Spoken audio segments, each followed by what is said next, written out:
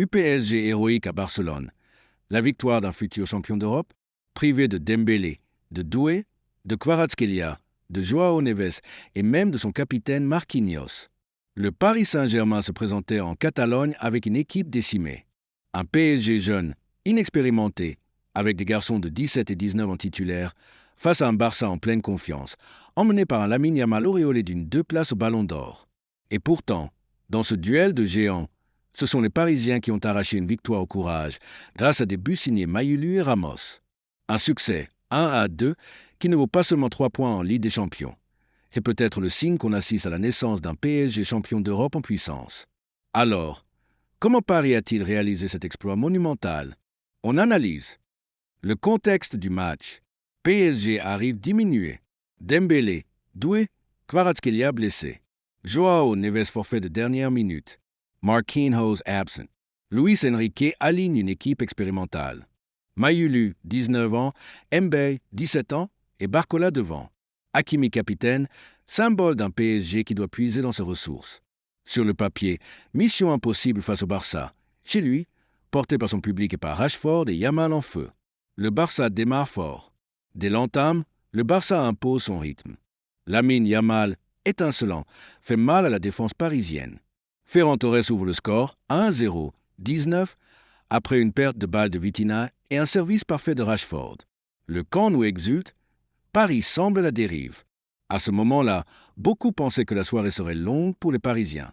La réaction parisienne. Mais Paris refuse de sombrer. Nuno Mendes réalise une percée exceptionnelle côté gauche. Son centre parfait trouve Seny Mayulu, le Titi parisien, qui égalise 1-1, 38. Explosion de joie sur le banc parisien. La jeunesse répond présent. Ce but change tout. Paris y croit de nouveau. Une deuxième période héroïque. Au retour des vestiaires, Paris prend confiance. Mbaye, 52, Barcola, 53 et Hakimi, 54, font trembler Chesney. Le Barça, lui, c'est un peu à peu. Défensivement, Paris est solide. Chevalier peut solliciter. Hakimi sauve sur sa ligne, 64.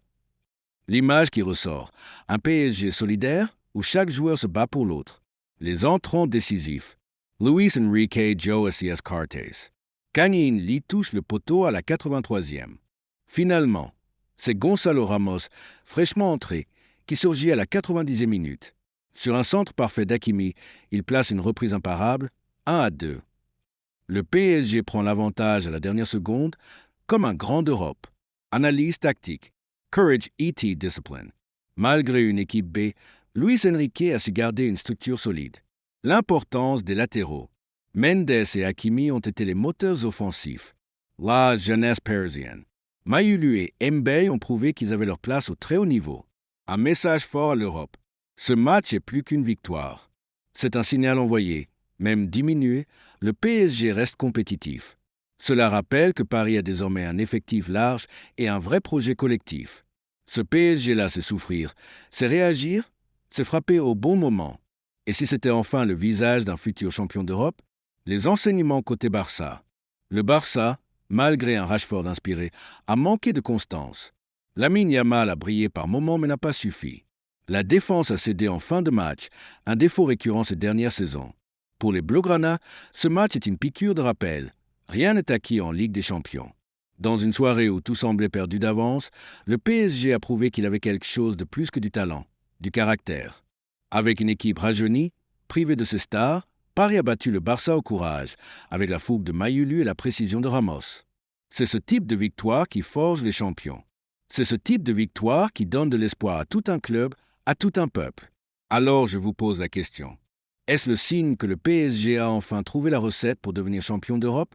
Ou bien est-ce seulement un exploit isolé? Dites-le moi dans les commentaires, abonnez-vous pour suivre toutes les analyses. Et surtout, vive le football, vive la Ligue des Champions.